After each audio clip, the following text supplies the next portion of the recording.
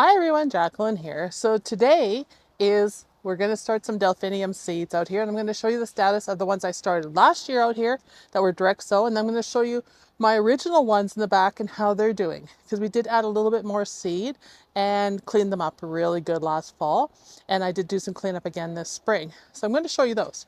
We are dealing with some wild weather today. We have had rain. We have had huge snow. You'd swear a cloud had burst open and it was really snowing, really big flakes. And now it's calmed, but it's cold and it's windy. So I'm a little chilly out here in my hoodie. But we're going to get this job done and then we can reap the rewards. This is actually perfect weather for planting Delphinium seeds because you lay them on top of the soil. The rain is going to hook them into that soil so that they are stabilized in that soil, and the rain will also help them germinate. So this is perfect weather to start Delphinium. So I highly recommend that you take advantage of any rainy weather to start seeds, especially if they're sown on top of the soil, which Delphinium is. Now we're going to start two kinds today in two different spots. We're going to do magic fountains, my favorite because of all the colors and the height, and we're going to put them in the corner in the front yard. And then we're going to start Magic Fountains Cherry Blossom. This is from Johnny's Seeds. So these are pink. They become like this pink in here. Really pretty. They're going to be a little shorter than the giant Pacifics. I think their height is going to be approximately 36 to 48 inches. And these are a good 60-inch or 6 foot, 5 to 6 foot plant. I found over the years that you can get them at a high, maybe even up to 8 feet in some areas that they're really protected. So the corner we're going to put these in, they're going to be extremely protected, and I think it's a good spot. And also they're going to be behind the potentillas, which are yellow. So these blues should contrast nicely on the color wheel. So we're going to start with those, and then we're going to put these fairly close by in the border to give us some pinks that we need here.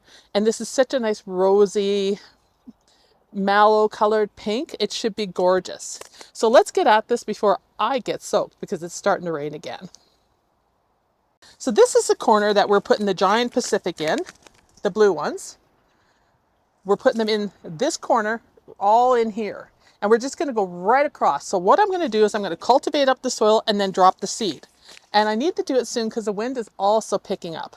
So let's do this. And once again, this is my preferred method to sow Delphinium because you sow them on top of the soil and you just keep them moist and they will germinate in about 2 weeks. You'll get fine little seedlings come up. So we'll do these two first, and then I will show you what we planted last year. And I did a video when I started Delphinium seed, where that's at this year in the spring because they're looking good. And then I'll show you my originals, which are huge. So let's do this. So I have my trusty hoe, my triangle hoe. This is my favorite tool that I use all the time, and we're going to cultivate this up and just loosen the soil. I did move a barberry earlier because I didn't want it in there. I need some height in this corner, and it just came to me one day that that's what this corner is missing, is colorful, beautiful, tall perennials. So I'm just going to walk through here. It's not that muddy that I'm sinking in it yet, but definitely it could become a problem. There is a lot of Siberian larch tree leaf in here too. So the soil is getting pretty much amended by the trees. And there's leftover mulch in here. Along the perimeter of this bed, I did start some hollyhocks a couple years ago. We'll see if they come up. There's no sign of them yet. So I'll just finish. And we're just going to keep them in here behind the potentilla in the corner. And then we have a hook here to hang a potted plant, or I like to hang a hummingbird feeder in here. So we're just going to dig this up. So that's all we're doing with that. I'm just going to move my hoe out of the way. And once again, I am not stylish. I am gardener apparel, which is sweats and a sweatshirt to be comfortable, to give me movement. I am not going to do jeans in the garden unless I'm busy trying to get a video out and I don't have time to change. Jeans are for dress up for this kid. Because, I mean, I'm not a dress girl. If I do wear a dress, I'm sure I would shock you guys. So anyhow, here are the Delphinium seed. They're just little black seeds. I'll come up closer so you can see them. See? And we're just going to take this and we just broadcast spread because we want a cottage feel for this. So I'm just going to go in a circle and spread them. And if you go high up when you spread them, you get a better broadcast. And we'll just go over here and do a few here. You could also do a couple of packages, but these guys will drop seed and you will get ample plants in the long run because delphinium are really good for that. And then you can actually collect the seed and sow them other places. So that's how easy that is. Really simple. Don't cover them. Just leave them. This mulch or this Siberian larch leaf mold here, it will rot and go down. So we're just going to leave it alone. We're not going to do anything with it. It's not beautiful looking, but it does the job. This is the center of the bed right here where this trellis is. And this is reserved for vines, but we're going to put these in front of the vines to give us some glorious pink color. And we're going to do the cherry blossom right in here, right in front. And it'd be nice to have a patch of all the same color delphinium. They look great when they're mixed, and they also look great when they're a solid color. And I think the pinks will be pretty here. We do have hydrangeas in here that will get bigger. So we're going to come up here a little bit closer to the front to where the bugleweed is to put these in. And you can see that hydrangea got a real haircut from the rabbit. That one not so much. Go figure. Anyhow, let's just move this soil around a bit. We're not going to do too much. All right, so we're going to open these up and I'll show you what the seed looks like on these.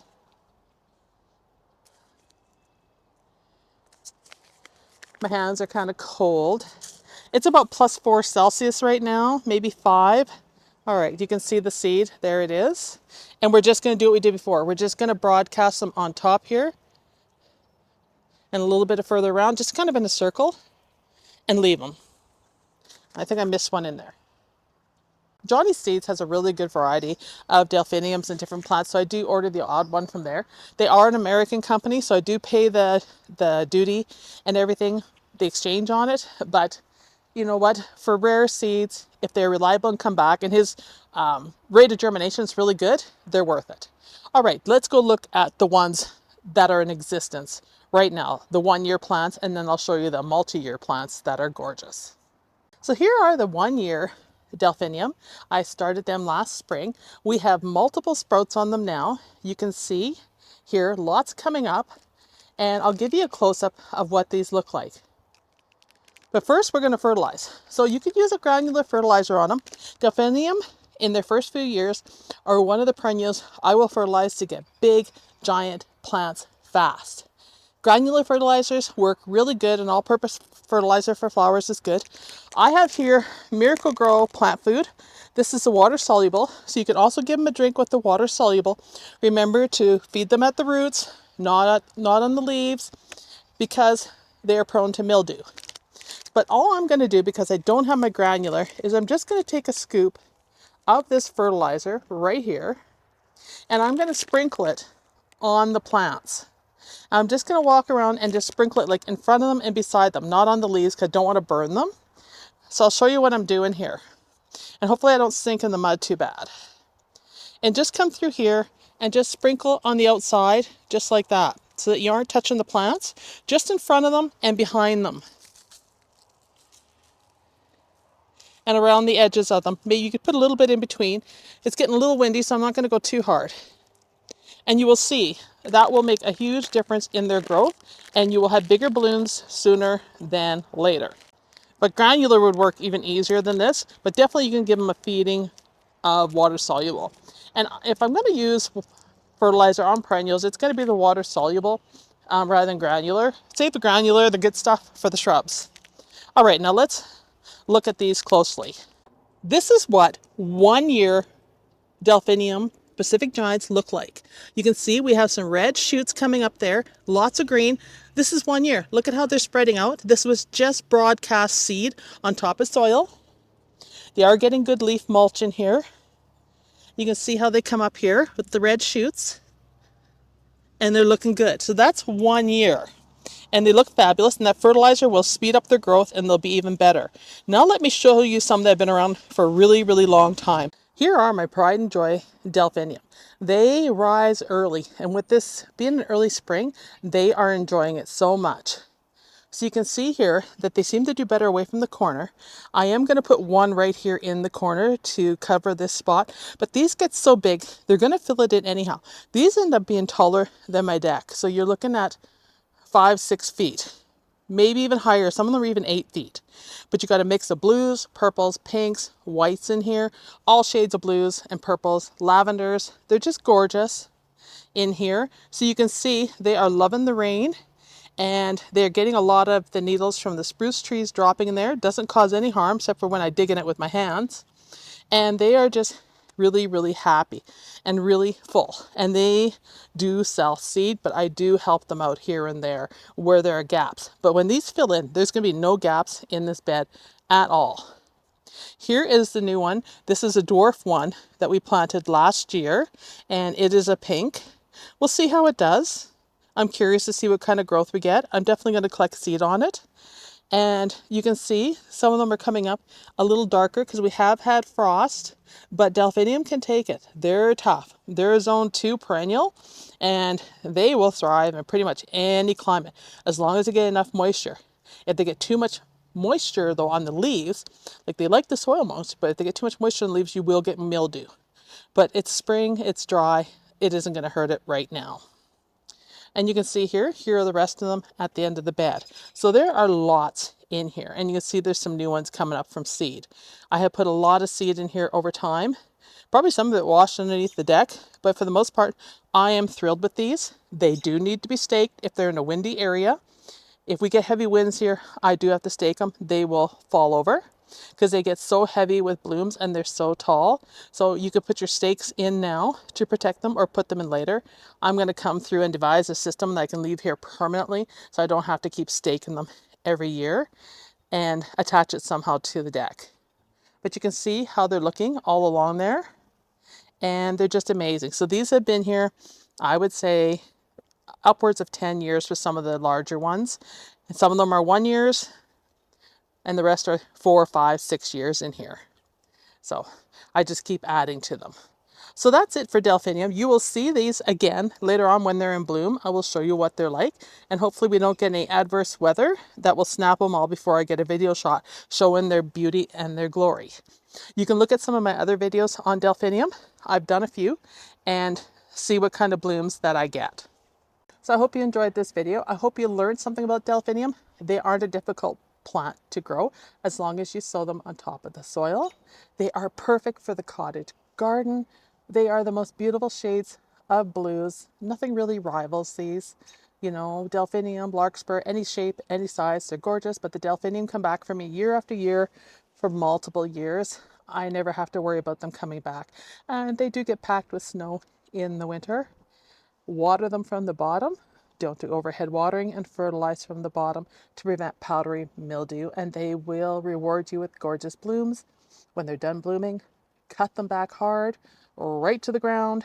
They will send up new shoots, and you can, if your season's long enough, get another set of blooms. They won't be as big and splendid as the first ones, but just the same, they're worth a vase, and they're worth just to enjoy the beauty. I used to cut these by the bucketful when we lived in Moose Jaw and give them away to people. Like, I mean, big Home Depot buckets, and give these away to people as gifts and just drop a bucket of flowers off, and people love them. So they are well worth it. So thank you, everybody, and I'll see you in the next video. And there will be another video on these when they're in bloom. So I'm going to probably start some over in the cottage garden too, to have that cottage feel as well. That's why I buy extra packages every year, is so if I have gaps in the yard where I need something tall, I can put them in. So stock up on these. They're worth it. They are great gap fillers. Bye, everybody. Oh, here comes the rain again. Urgh.